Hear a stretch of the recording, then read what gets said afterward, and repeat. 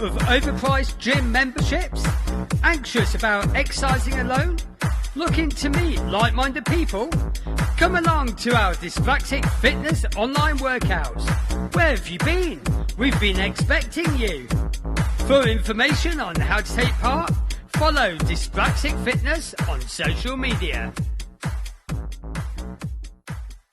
Dyspraxia Alliance is run by a group of dyspraxia advocates who are dedicated to providing support, advice, online safety, advocacy, and much more. Find us on Facebook, Twitter, and Instagram. Struggling with your DIY, we can do it for you. Decorating, tiling, window care, bathrooms, kitchens, en-suites too. Commercial and industrial, RFDP, does it all. Roofing, fencing, landscaping, why not give us a call? RFDPM. Covering the southeast of England. Please call 07958 249 781 for a free, no obligation quotation. Dyspraxic India is a social hub run by Indian advocates aiming to raise awareness and support for dyspraxic Indian people both at home and abroad. Follow us on Facebook, Twitter and Instagram at Dyspraxic India. Dyspraxia Ireland is a social hub run by Irish advocates aiming to raise awareness and provide support for Irish people living with dyspraxia, both at home and abroad. Follow us on Facebook, Twitter and Instagram at Dyspraxic Ireland.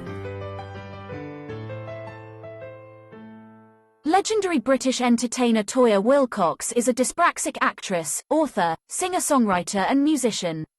As an actress, she has appeared on stage and screen alongside acting royalty in Laurence Olivier and Katharine Hepburn. She has gone on to cement her own acting legacy in cult classic movies and stage shows.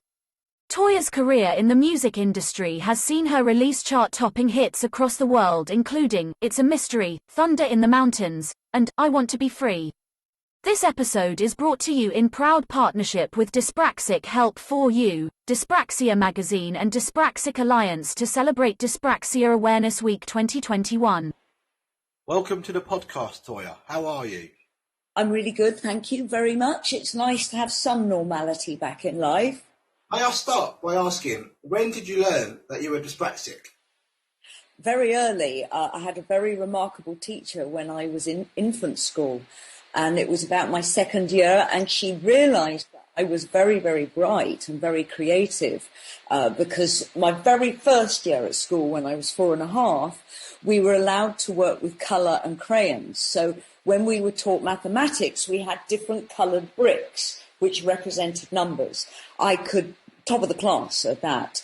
And then with using crayons, top of the class with that. And then when we moved to the following year, when I was 5, people very quickly realised I could not pick up the normal standard training of reading and the normal standard training of numbers. They were just gobbledygook to me. So I was put on phonetic writing, the Janet and John books. I was given in phonetics, and then I could immediately read.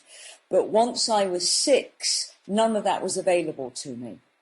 Just completely taken away and treated as if I was lazy, treated as if I wasn't making an effort. And I think part of the problem is the school didn't like me having special treatment. They didn't want me being singled out as someone special.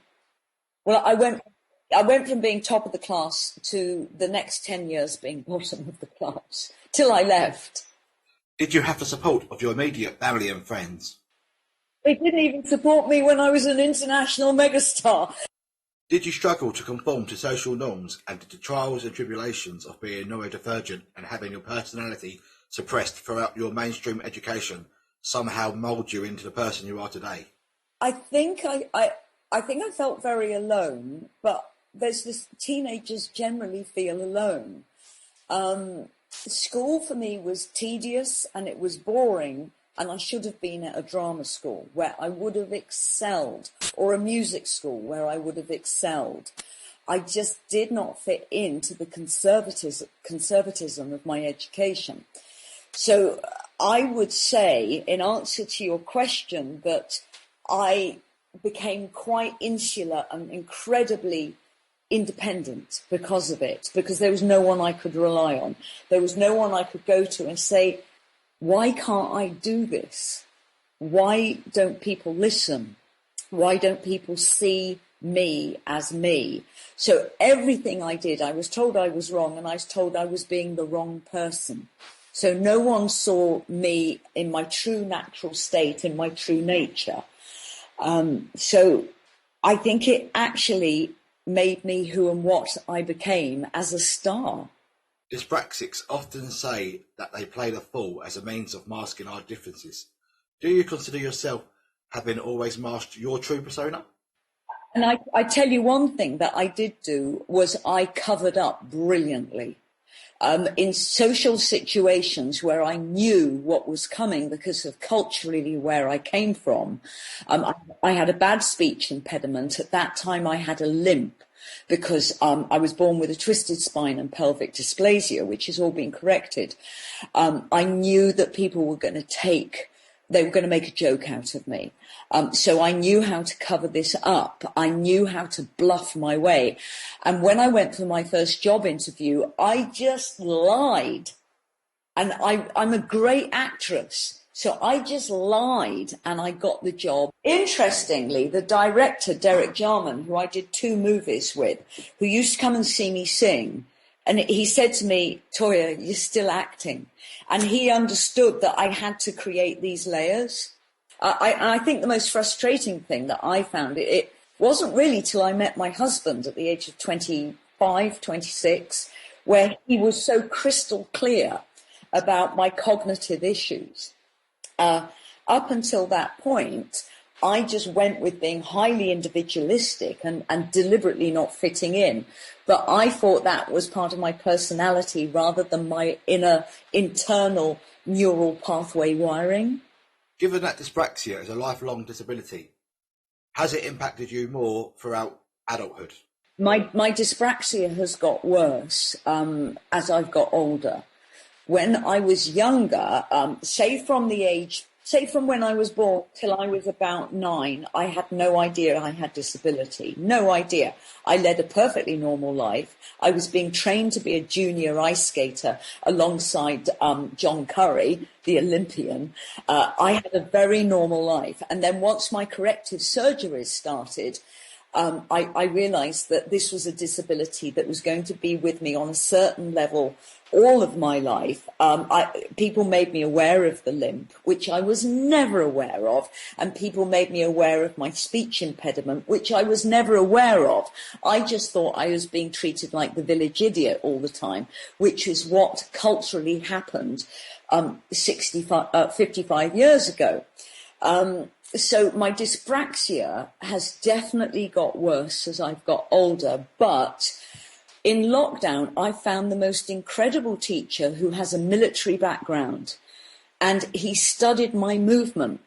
And by studying my movement, he was able to reverse my dyspraxia. So I can now play keyboard and I can now play guitar. And I've written 30 odd albums and I've never been able to play one instrument. So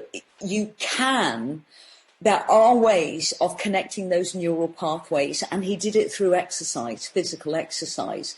In 2000, I did the DOOR program, which is highly controversial. The government have tried to sweep it under the carpet. And I did this for 3 months and went away and wrote 2 books. And that's all about connecting and firing the neural pathways in the front cerebellum through movement, through spinning, through disorientation and balance. Without the intervention of a family friend, do you believe you would have gone on to achieve the career you've had? And as such, did the lack of awareness and support for your respective disabilities in adolescence hold you back in some regards later in life? It's a very good question. I think if people saw and accepted and realised what was going on with the relationship between my brain development and my body growing, rather than giving up on me, I would have had a far more advanced artistic career. No doubt about it. But I was written off very early as purely baby-making material. And I never had children, and I think instinctively I knew I was carrying a gene that had this disability. So it's such a good question, because when I was about 14, and this is just a story of complete luck, a man that ran Pebble Mill, BBC Pebble Mill, had a boat next to my parents' boat down on the River Avon. And he said to my parents, you know, your daughter is incredibly talented. You've got to get her out the school system and put her in drama school. And he nominated me into the Birmingham Royal Rep Theatre School. And I never looked back. I just excelled. I was put in the right environment. So up until the age of 14, I was never in the right environment. You had an early interest in dancing. Did you encounter any difficulties, such as a lack of spatial awareness? I took up dance when, probably about 14, I earned my own money. I paid for my own dance classes. And again, anything to do with movement will trigger the neurons. Now, what I didn't know back then was dehydration and the neurons not quite firing goes hand in hand. I was never given water at school. I drank 1 glass of water a day.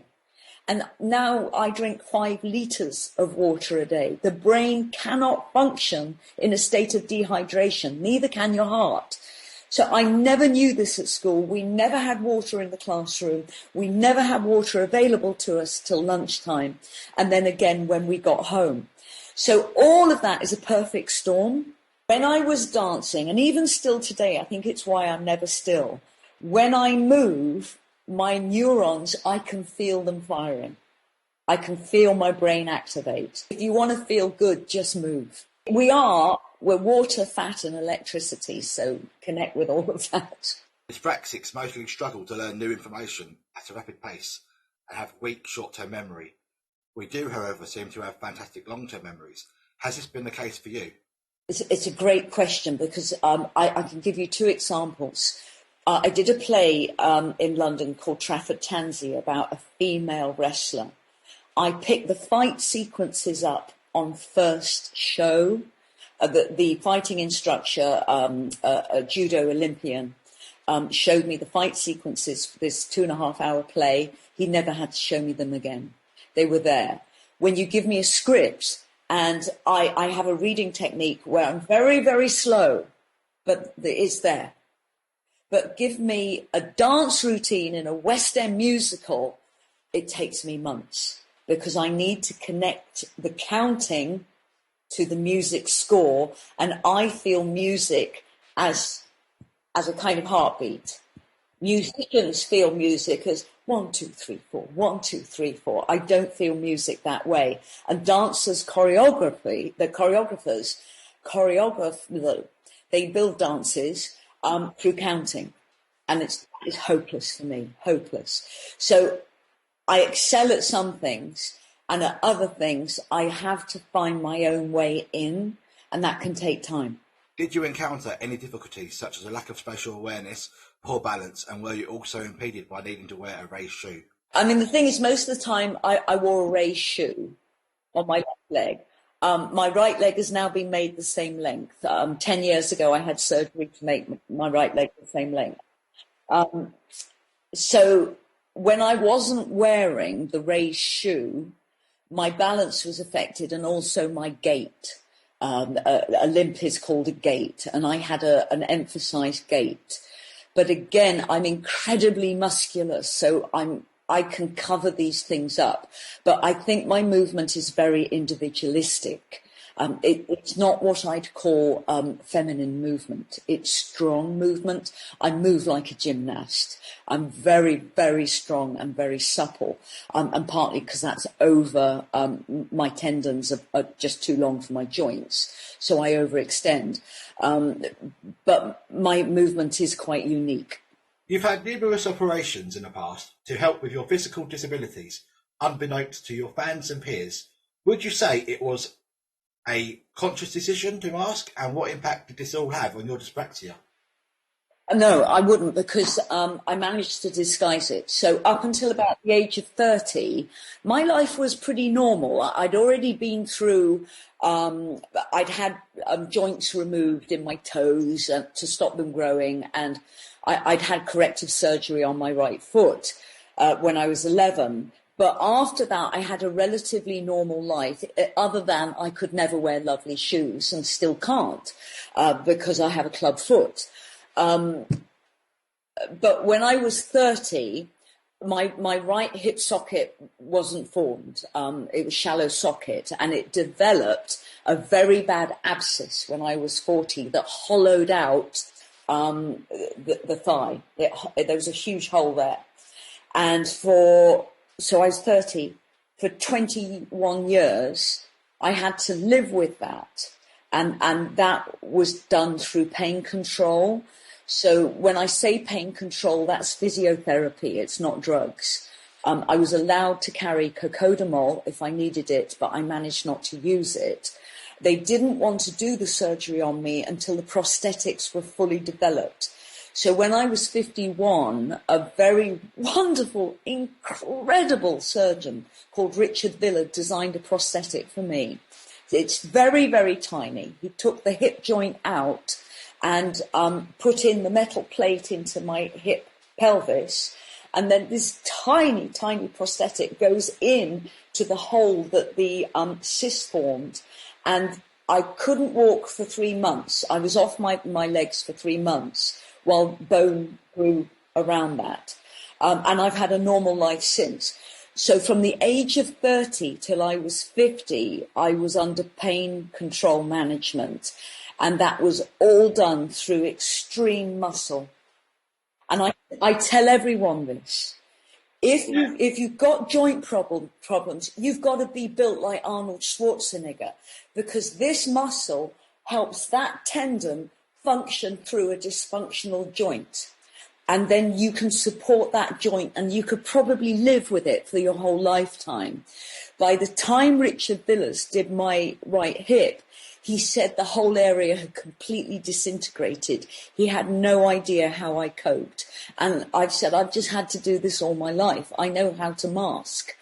So I found, once I had my hip replacement at 51, I'm now 63, my dyspraxia became worse because my brain had to adjust to a different leg length. So that I became clumsier. And I'm now dealing with that. It has actually taken about 8 years to deal with it. Is there anything in particular that you struggled with when it comes to masking? You see it in the hands.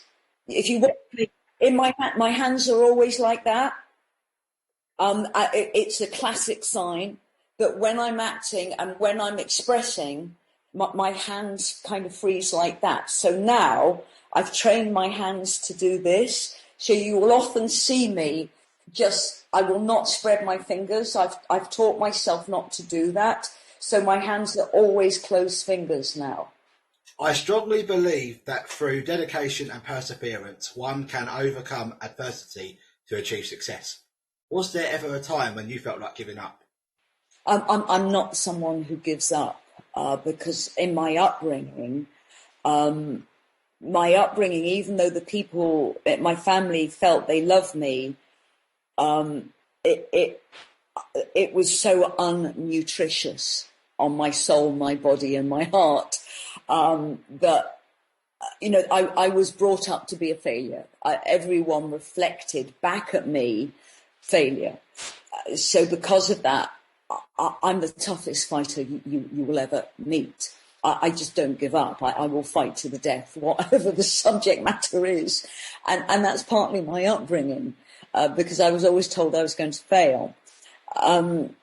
So when I reached 30, I had to disguise the pain. That was the biggest thing, disguising the pain so no one knew.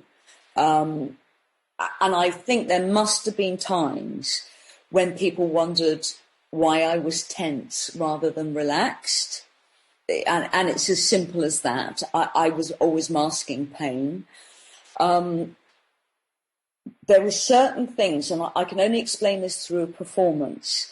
I was playing Puck in Midsummer Night's Dream about 1994, so I would have been about 36. And I masked the pain by working on skateboards, roller skates, and a penny farthing, so I didn't have to run. So I could get my movements, my sweeping movements on stage by using the skateboard as a bodyboard. So I would run in the wings, jump onto the skateboard, onto my body, and curve around on the stage, and then stand and deliver my lines. Well, that was a way of masking pain, because I knew the pain would build. I could do shows, but by the end of the show, the pain would be building to intolerable. When I did Calamity Jane in the West End, which was incredibly physical, the irony of that, because it was so physical, I didn't experience any pain in a whole year because I was so physically tuned up. And that helped, except on one night an actor dropped me and it did my back in. But that's the only time I've ever had an injury. So it's been a very interesting journey, and I would say to people you just don't give up. You just have to keep learning. Any kind of mild physical disability, which is how I say I am, you just keep working with it. You don't give up because everyone around you is telling you to give up. You just don't. There is a common misconception in society that dyspraxia affects intellectual ability. We generally struggle to absorb information, but that has no bearing on our intelligence overall. I'm a complete sponge. I'm ahead of everyone in the room, which I think is what confuses people so much. I'm very, very small. I have a slight lisp. I have a slight gait. Malapropisms are frequent in every sentence I say, but I'm ahead of everyone. So I think it's this super intelligence. It has absolutely nothing to do with the condition in your body. You're still intelligent. I read every newspaper every morning within an hour and maintain that information.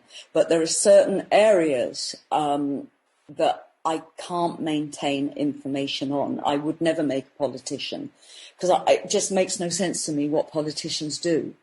If you're not helping someone earn a living, have food on the table and be healthy, you're not doing your job. And as far as I can see, everything politicians do is illogical and just help CEOs get big fees in big companies.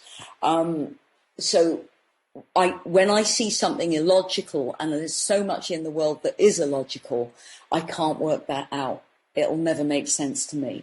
But on other levels, I have super intelligence, and I don't mind patting myself on the back with that. I'm ahead of everyone in the room. How are you when it comes to reading between the lines, both in your personal and professional life? I have to study myself all the time in mirrors. If I'm going up for a part, I have to change the way I move. I have to deal with the hands. I'm incredible at reading people. You get people that do face recognition for the police. I can read someone literally in 5 seconds because I've studied myself so much. So I'm a very good reader of personality traits. After many years as an actor and musician touring, can you withstand the constant changes to lineups and surroundings? Are long-term colleagues supportive of your neurodiversity and the way that you work? It's a good question, because in the following week I'm working with 3 different groups. So, I always kind of end up with different bands. The Toyah band, what's fabulous about the Toyah band is we've been together for 18 years. They know how I need to learn something, and they know when I can't learn something, and they know the route in. And we have kind of eye signals and hand signals on stage when I've lost the count. I anchor by the downbeat. Now, most musicians don't need a downbeat. They can work around that downbeat. Like, I need the boom, boom, boom. That's how I recognise music. So the Toyah band, for me, make that very easy for me. As a solo artist, it's important to me to be a solo artist because it's important to me to establish who and what I feel I am, rather than what other people feel who and what I am. I'm not a person that lives by others' opinions, and I think that makes some people, I'm difficult to be with for some people, because I won't let people tread on me. And that's all my upbringing. It's all survival. It's all, how dare you tell me that my precious time isn't how I perceive it? Is it fair to say you are still fighting an uphill battle for acceptance and credibility as a neurodivergent woman in the entertainment industry? I'm fighting the war. And I'm a woman, and you got that as well, being a woman in the music industry. There's quite a war going on all the time. I discovered via your blog on toyahwillcox.com that you are also dyslexic. As a fellow dyslexic myself, I am in awe of the fact that you've penned 2 books and have co-written nearly 30 albums throughout your impressive career to date. Have you ever felt like you've been at a disadvantage in comparison to your peers? There are some authors I will never be able to read because they have a way of thinking that I believe is brought to them through their education, and it's quite an elite education. There are some authors, like Stephen King, I can pick a book up and read it in 2 hours. But there's other authors I have to go through with a dictionary. I have to go through each paragraph 3 times. There is an elitism in writing.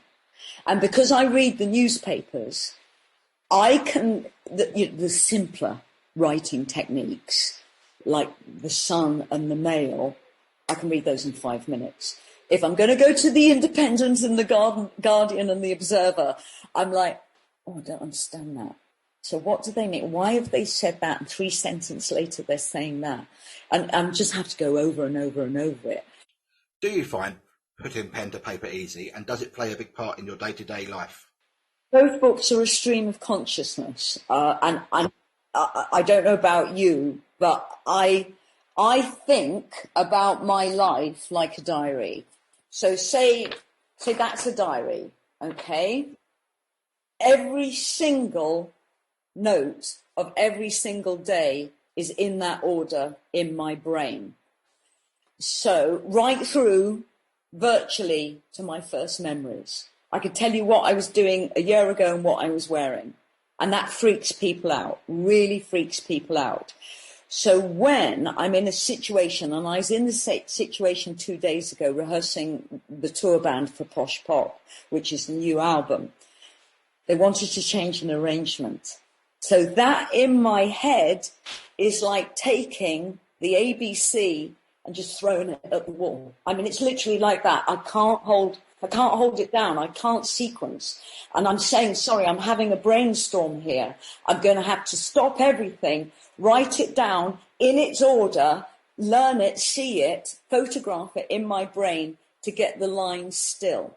So sometimes when I look at print, the print becomes a black block, impenetrable. You're just looking at a black block. Or it's like confetti firing off, and I can't control the images. So reading books, I know a good writer, Alice Sebold, Beautiful Bones, Lovely Bones. That is an intellectual book. I read it in 2 hours because she wrote it as a stream of consciousness. So with both my books, Living Out Loud, Diary of a Facelift, they're streams of consciousness. But because my consciousness is so ordered, when I write something, it has that order in it. Your incredible acting career has seen you star in the cult classic film Quadrophenia and opposite Laurence Olivier in The Ebony Tower. You've also tread the board in big West End shows and have appeared on numerous TV shows, both as an actor and presenter. What impression did the people you've worked with leave on you? Well, I'd say in Quadrophenia, absolutely. We were, soul brothers and sisters. We were all the same. There was one standout, absolutely brilliant intellectual, and that was Sting. He could do anything, form anything, with such eloquence and brilliance. But the rest of us, we were of similar mental ability and function. Laurence Olivier was exceptional, and I think part of his exceptionality was his generation. Seen 2 wars, have had to survive, have gone without food, not knowing that, waking up every day just not knowing, I think made exceptional human beings. I'm not saying it's good, but Katharine Hepburn, Lord Olivier, Sir John Mills, Diana Dawes, exceptional human beings. They shone. What did it feel like working with Laurence Olivier? I came out of Trafford Tansey, which was a massive, massive critical success. So I was pretty confident when I worked with Laurence Olivier. What I was aware of, that he was in the latter part of his life and he wasn't well. But I absorbed him like a sponge, because he had done so much and he had fought so much for what he believed in. The National Theatre was not an easy thing for him to do. And then to be put into the Hollywood system when really he was passionately in love with the stage was not an easy journey for him. And the Hollywood system messed up his wife, Vivien Leigh. And I witnessed this with Katharine Hepburn, that the Hollywood system of the golden era of Hollywood was a cruel system. So I was looking at another survivor and recognised that, and just was absolutely in awe of all of them. Huge respect. You've got the same fighting spirit that those stars of yesteryear had. Did this hold you in good stead? I've got my limitations. My physicality gives me limitations as an actress. I was looking at people who were seen as chameleon, who could be anything. So I didn't actually hold myself in the same regard as them, but I am still a fighter. In 1984, you had the honour of being invited to make a speech at the Women of the Year in the presence of Diana, Princess of Wales.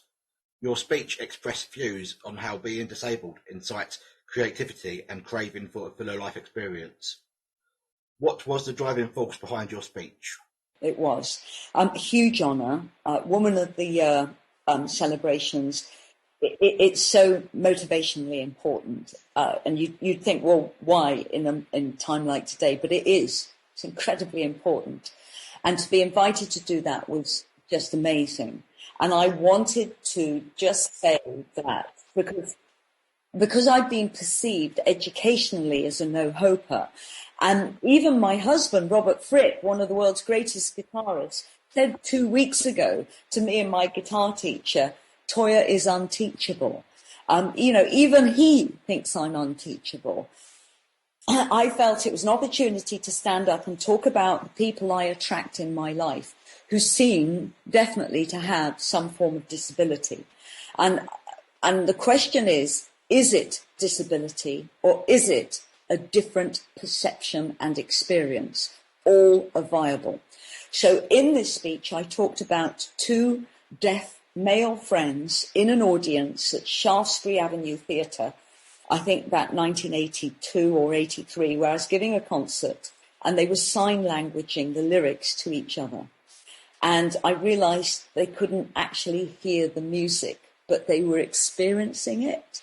So I told this story. Now, in 1987, that was revolutionary.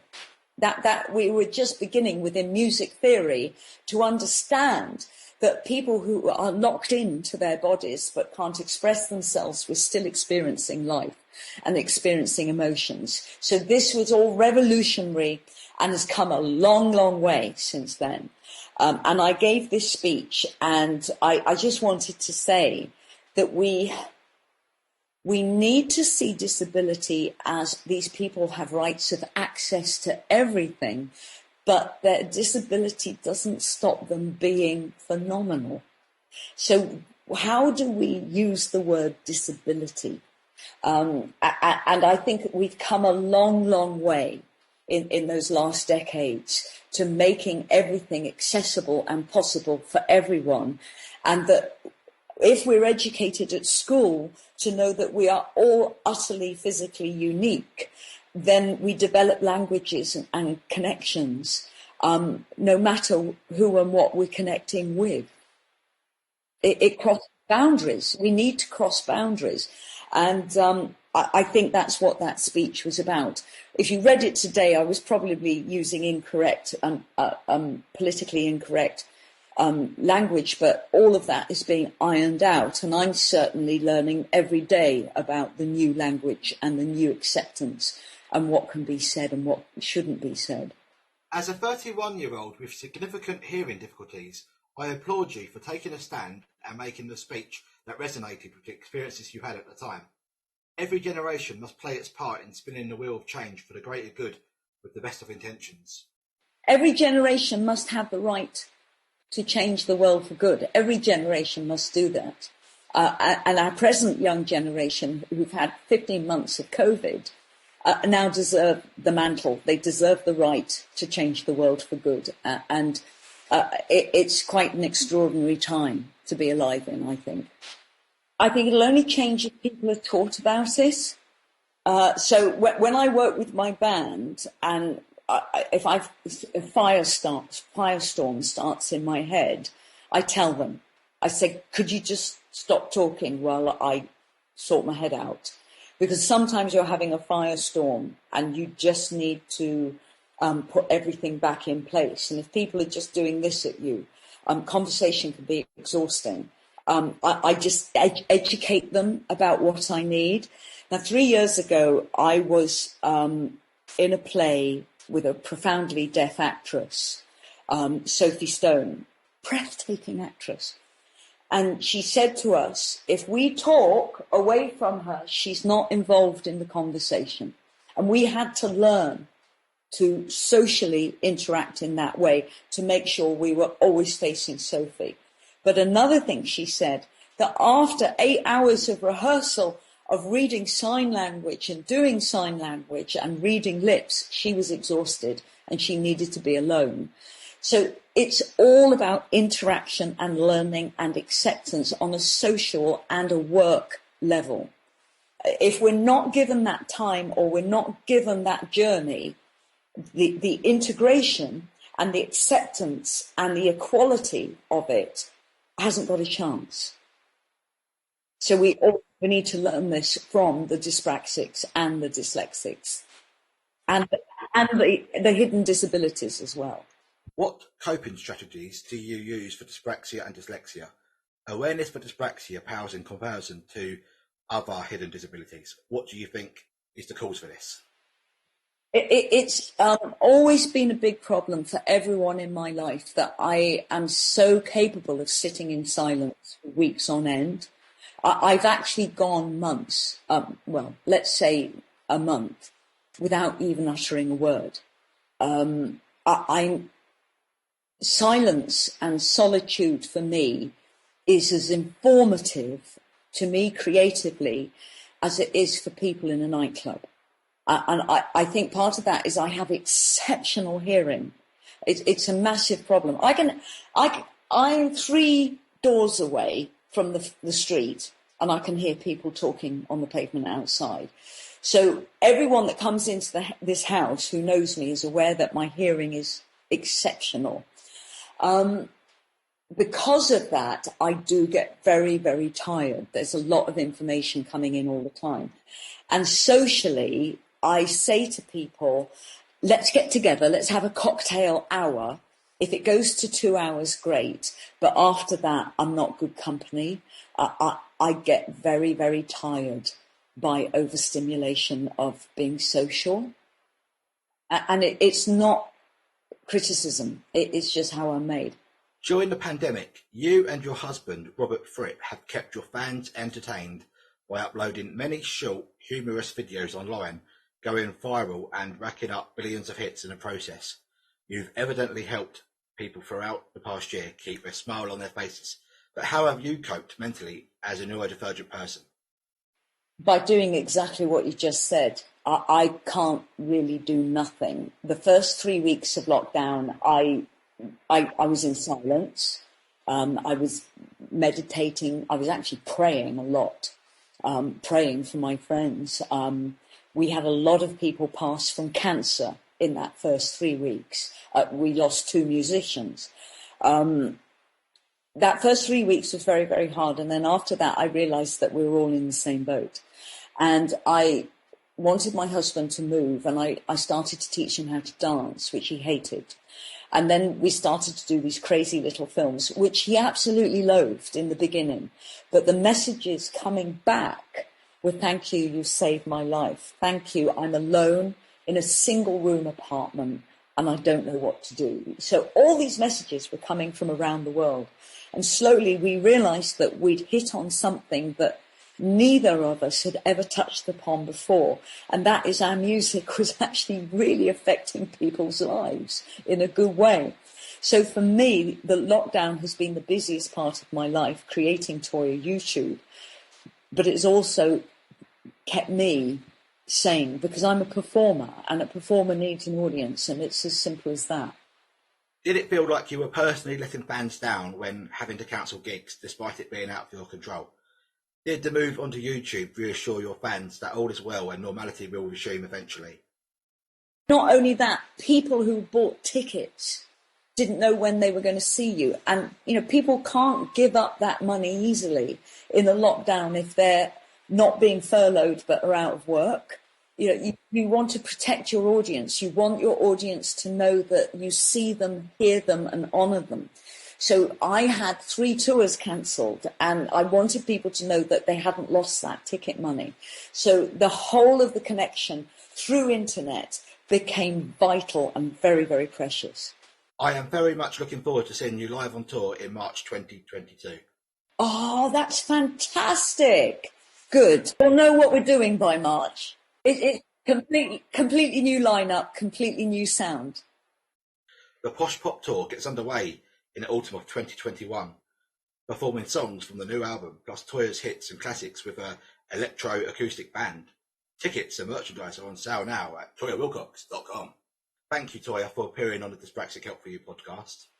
Thank you, and thank you for understanding the process. Dyspraxia Ireland is a social hub run by Irish advocates aiming to raise awareness and provide support for Irish people living with dyspraxia, both at home and abroad. Follow us on Facebook, Twitter and Instagram at Dyspraxic Ireland.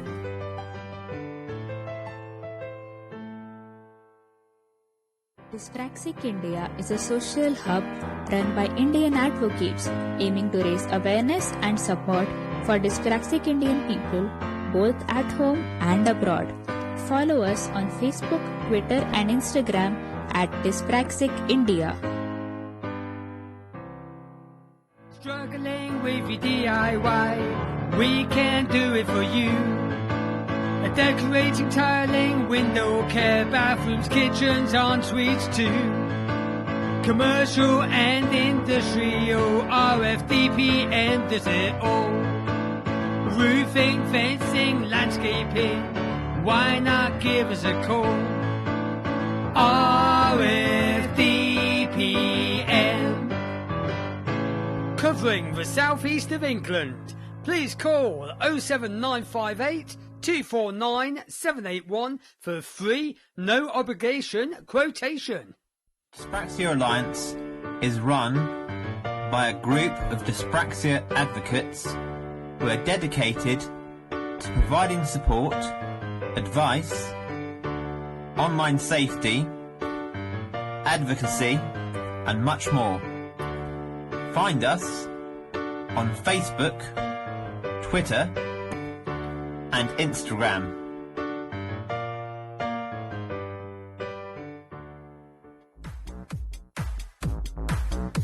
Fed up of overpriced gym memberships? Anxious about exercising alone? Looking to meet like-minded people? Come along to our Dyspraxic Fitness online workouts. Where have you been? We've been expecting you. For information on how to take part, follow Dyspraxic Fitness on social media.